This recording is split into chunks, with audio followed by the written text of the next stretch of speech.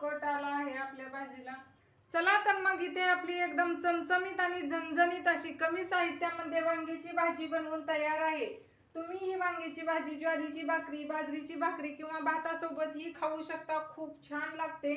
आता वरून भरपूर अशी कोथिंबीर मी घालून घेते। हे पहा मस्त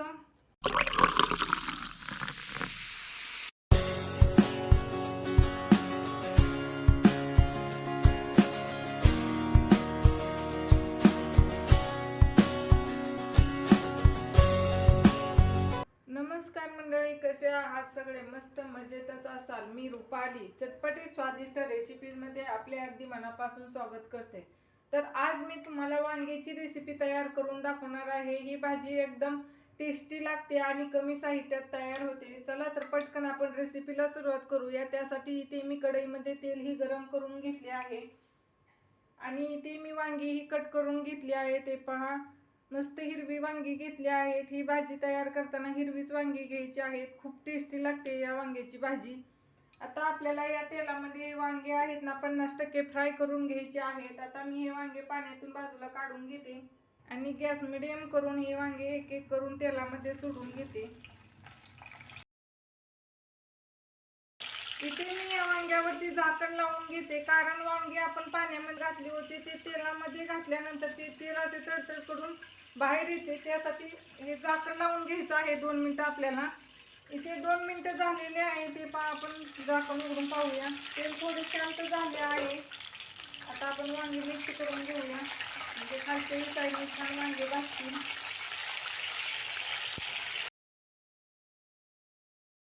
आता यामध्ये मी थोडे मीठ घालून घेते, म्हणजे तिथे वांगे कडवट लागते ना, ते त्यामुळे कडवट लागणार नाही। मिक्स करूया आणखी एकदा आणि झाकण ठेवून हे वांगे आपण छान 50% फ्राय करून घेऊया। 5 मिनिटं झालेली आहेत। आता आपण झाकण उघडूया। हे पहा मस्त वांगे फ्राय झाले आहेत। आता हे वांगे आपल्याला काढून घ्यायचे आहेत आणि हे राहिलेले तेल आहे ना, यामध्येच आपल्याला ही भाजी तयार करून घ्यायची आहे। ही भाजी तयार करताना वांगे जरूर फ्राय करा, खूप छान टेस्टी लागते अगदी भाजी। इथे मी वांगे काढून घेतले आहेत। आता आपण भाजी तयार करून घेऊया।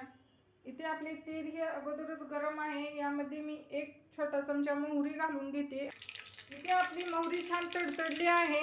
आता यामध्ये मी जिरे वापरणार नाही, त्याऐवजी जिरे पूड वापरणार आहे, त्यामुळे भाजीला फ्लेवर छान येतो। तुम्ही इथे जिरेही वापरू शकता।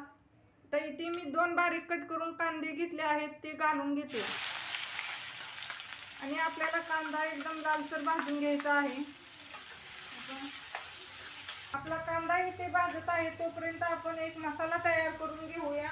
त्यासाठी इथे मी 5 ते 6 लसूण पाकळ्या आणि थोडेसे अद्रक घेतले आहे, ते एका वाटीमध्ये काढून घेते आणि इथे मी 1 छोटी वाटी खोबरी घेतली आहे किसून, तीही यामध्ये काढून घेऊया आणि 1 वाटी बारीक शेंगदाण्याची कूट करून घेतली आहे, तीही घालून घेते आणि हे सर्व जिन्नस आपल्याला मिक्सरमध्ये छान बारीक अशी पेस्ट तयार करून घ्यायची आहे।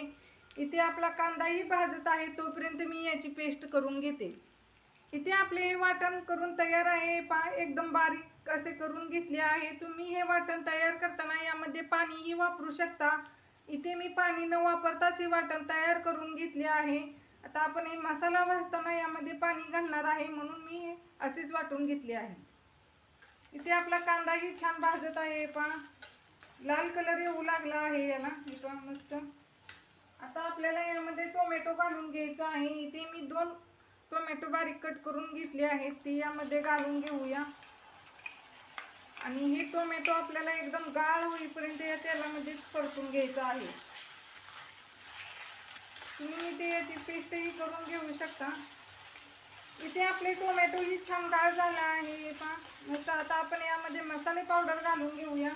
मसाले पावडर घालताना आपल्याला गॅस एकदम स्लो ठेवायचा आहे, म्हणजे मसाले जळणार नाहीत। 1 चमचा जिरे पूड घेतली आहे, 1 चमचा धने पूड, 1 चमचा हळदी पावडर आणि इथे मी 1 चमचा घरगुती काळा मसाला घेतला आहे आणि 1 चमचा लाल काश्मीरी मिरची पावडर, याने कलर छान येईल भाजीला। हे सर्व मसाले आपण मिक्स करून घेऊया आणि 1 मिनिट हे मसाले असेच तेलामध्ये छान फ्राय करून घेऊया। 1 मिनिट झालेले आहे आणि मसाल्याला तेलही सुटू लागले आहे. आता आपल्याला यामध्ये हे वाटण तयार करून घेतले होते ते घालून घ्यायचं आहे आणि हे वाटण ही छान तेलामध्ये मिक्स करून घेऊया. आपण यामध्ये शेंगदाण्याचे कूट वापरले आहे, ते कढईला चिटकत आहे, त्यामुळे आता यामध्ये मी पाणी घालून घेते. अगदी थोडेसेच पाणी आपल्याला यामध्ये घालायचे आहे, 2 ते 3 चमचे, आणि एकदा छान मिक्स करून घेऊया.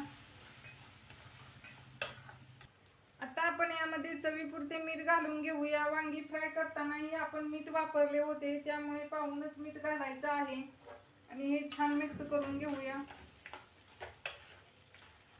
आता आपण यावरती झाकण ठेवून 5 मिनिटं हा मसाला स्लो गॅसवर छान तेल सुटेपर्यंत शिजवून घेऊया. चला तर इथे 5 मिनिटं झालेले आहेत. झाकण उघडूया. हे पहा मस्त तेल सुटलं आहे मसाल्याला. एकदा हा मसाला मिक्स करून घेऊया आपण. खूप छान शिजला आहे. कुठलीही भाजी तयार करताना मसाला छान शिजवूनच घ्यायचा आहे. आता भरपूर अशी बारीक चिरलेली कोथिंबीर घालून घेऊया. एकदा मिक्स करून घेऊया. आणि आता आपण हे फ्राय केलेले वांगे आहेत ना, ते या मसाल्यामध्ये घालून घेऊया आणि हे वांगे मसाल्यामध्ये छान मिक्स करूनही घेऊया. तर इथे आपल्याला वांगे शिजायला जास्त वेळ लागणार नाही. अगोदरच वांगे 50% आपण तेलामध्ये फ्राय करून घेतले आहेत. आता यावरती मी झाकण ठेवते आणि 2 मिनिटं हे वांगे मसाल्यामध्ये छान वाफवून घेते, म्हणजे मसाल्याचा फ्लेवर वांग्यामध्ये छान उतरेल. 2 मिनिटं झालेली आहेत. आता आपण झाकण उघडूया. हे फार मस्त वाफ निघली आहे. एकदा हे वांगे मिक्स करून घेऊया. आता आपल्याला यामध्ये थोडे पाणी घालून घ्यायचं आहे. इथे मी अर्धा ग्लास पाणी घालणार आहे. तुम्ही तुमच्या आवडीनुसार घालू शकता, कमी किंवा जास्त. छान मिक्स करून घेऊया. आणि आता आपण यामध्ये 1 छोटा चमचा गरम मसाला घालून घेऊया. आम्ही घरीच तयार केलेला गरम मसाला आहे आणि आपल्या या वांग्याच्या भाजीला खूप छान फ्लेवर येईल. मिक्स करून घेऊया. मस्त खूप छान दिसते, एकदम सुरेख अशी ही भाजी. हे पहा. आता आपण यावरती झाकण ठेवून 5 मिनिटं ही वांग्याची भाजी स्लो गॅसवर छान शिजवून घेऊया. 5 मिनिटं झालेले आहेत. आता आपण झाकण उघडून पाहूया. हे पहा मस्त कट आला आहे आपल्या भाजीला. एकदा आपण ही भाजी मिक्स करून घेऊया. आपले वांगीही छान शिजले आहेत. ते पहा मस्त. चला तर मग इथे आपली एकदम चमचमीत आणि झणझणीत अशी कमी साहित्यामध्ये वांग्याची भाजी बनवून तयार आहे. तुम्ही ही वांग्याची भाजी ज्वारीची भाकरी, बाजरीची भाकरी किंवा भातासोबत ही खाऊ शकता. खूप छान लागते. आता वरून भरपूर अशी कोथिंबीर मी घालून घेते. हे पहा मस्त. तर तुम्हाला माझी वांग्याची भाजी बनवण्याची पद्धत आवडली असेल तर नक्की ट्राय करा आणि कशी झाली ती कमेंटमध्ये सांगायला विसरू नका. सो रेसिपी आवडल्यास चटपटी स्वादिष्ट रेसिपीज या यूट्यूब चॅनलला सबस्क्राईब करा. पुन्हा भेटूया अशाच मस्त रेसिपीमध्ये. धन्यवाद.